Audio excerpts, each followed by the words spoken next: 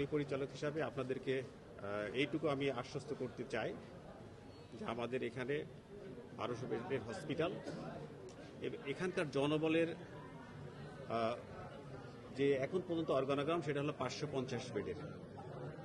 এই 550 বেডের হসপিটালে অর্গানোগ্রাম নিয়ে যদিও অনুমোদিত 1200 বেড, আমরা প্রতিদিন ইনডোরে 2500 থেকে 3500 রোগীকে আমরা সার্ভিস দিচ্ছি এবং আউটডোরে গড়ে প্রতিদিন 7000 পেশেন্টকে সার্ভিস দিচ্ছি। আমরা আমাদের ডেইলি রুটিন ওয়ার্ক ছাড়াও বিশেষ ব্যবস্থাপনায় আমরা বিকালে শিফট চালু করেছি, যেখানে বিকালে প্যাথোলজি থেকে শুরু করে রেডিওলজি থেকে শুরু করে সকল প্রয়োজনীয় ইনভেস্টিগেশন এখানে করা হচ্ছে। আমাদের নিজস্ব ব্যবস্থাপনায় আমরা করছি আমাদের সীমিত জনবল নিয়ে। আমাদের এখানে রোগীর চাপ ক্রমান্বয়ে বেড়েছে, এখনো বাড়ছে।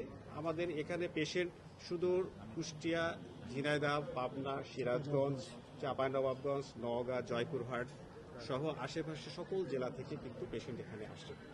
এই পেশেন্টগুলোকে আমরা নিয়মিত চিকিৎসা দিয়ে যাচ্ছি। এই পেশেন্টগুলো যখন আসে তখন অনেকেই কিন্তু খুব ক্রিটিক্যাল কন্ডিশনে আসে।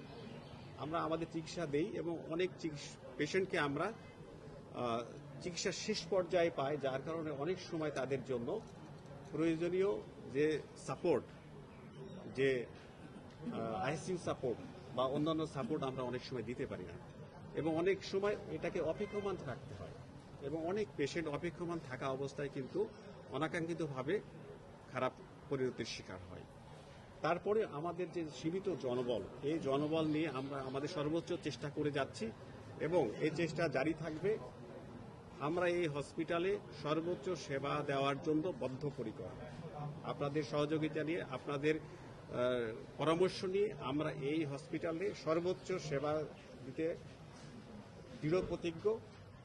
মাননীয় প্রধানমন্ত্রীর যে ভিশন স্বাস্থ্য খাতে, আমরা সেটাকে পূর্ণভাবে পরিপালন করার জন্য আমরা নিরলসভাবে কাজ করে যাচ্ছি এবং আমাদের এই চেষ্টা অব্যাহত থাকবে।